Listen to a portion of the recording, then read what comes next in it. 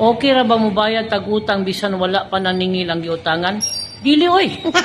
Dili maayo na siya nga practice. Unang-una, dako kay ng insulto sa tao nga imong giutangan. Abi pa lang wala siya kwarta. Kay pataka-taka lang kag bayad bisag wala siya naningil.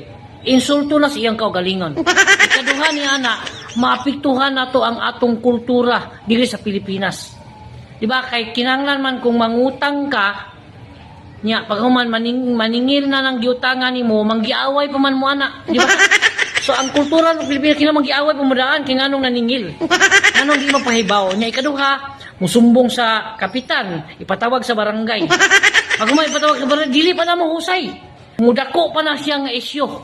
Hangtod mo reklamo na sa tulpo. Mo to'y endpoint diha. Kinahanglan paabton sa tulpo sa aron nga mahusay-husay na. Kunya pagkahuman, si tolpo may mabayad sa utang, i-quit ang utang, tolpo ka bayad.